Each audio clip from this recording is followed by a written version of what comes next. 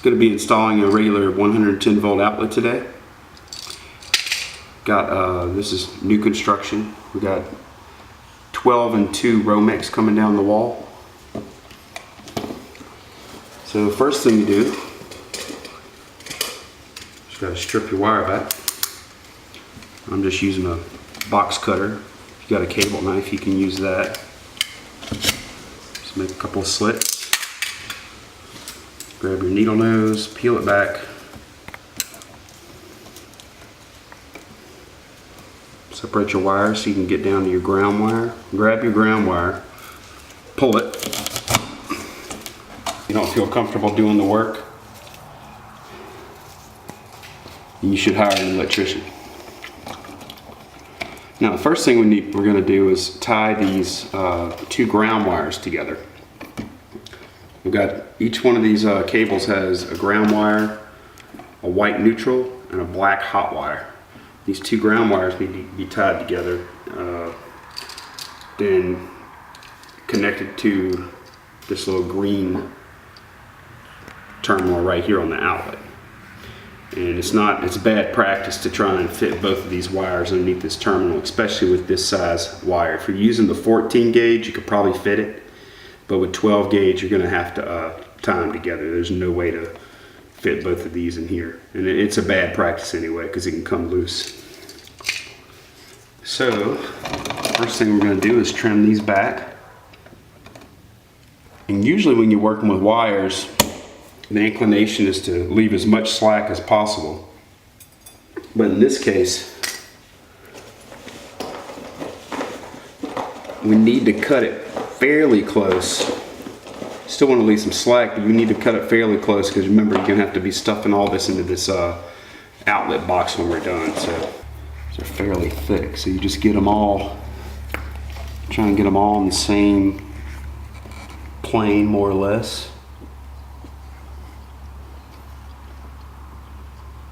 All about even. Okay, put your wire nut on there. Really, you'll see, if you see at the very end, we see all 3 conductors there. And give a little tug, you can tell they're real tight, so we're good to go there.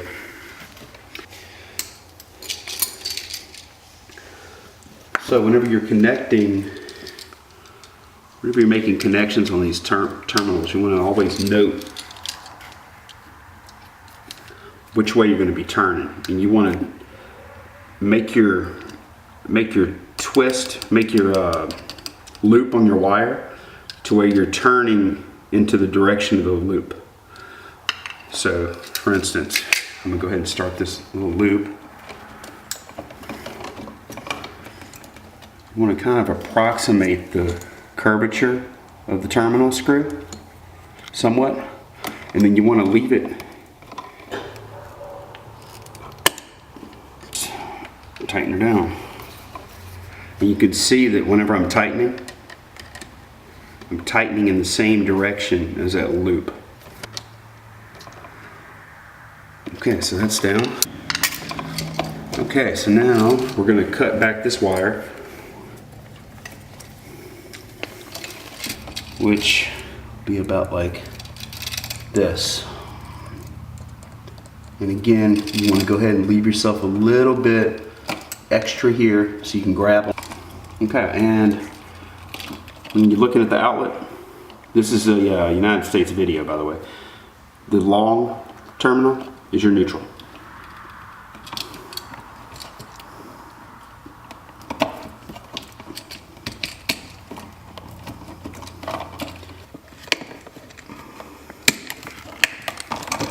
It's all connected.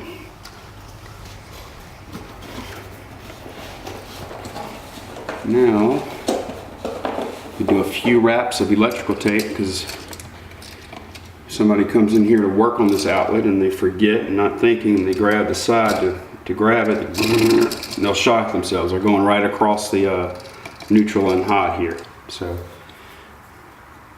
I've actually done that a few times, not shocked myself, but grab it on the side. And I was lucky enough to have had somebody use electrical tape like this. And just put a couple of wraps around. So we're covering those Terminals up.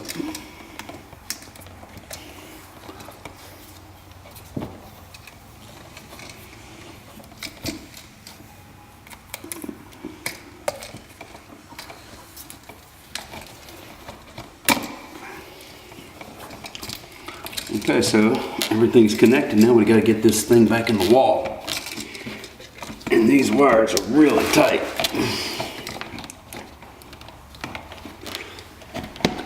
Very stiff. If you're in a situation where you can use 14 gauge,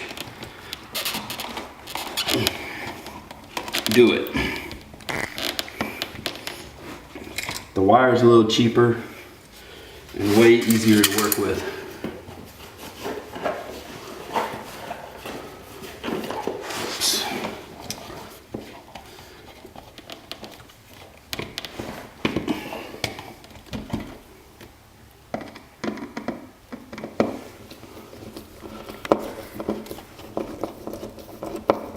And you can do what you like. I always like to put the ground pin on the bottom.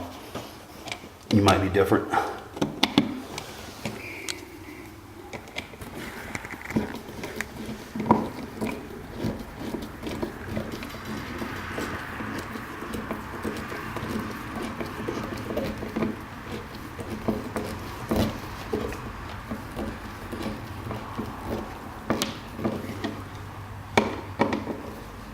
And of course,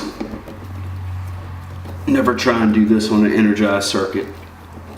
This this line isn't even connected to the circuit breaker right now, to the breaker box. Which I might do a video on that, installing a new breaker and terminating the wire to it.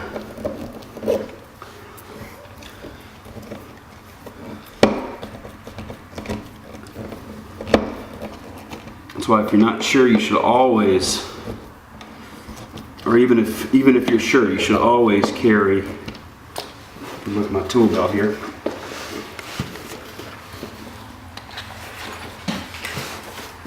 Always carry at least one of these little guys here.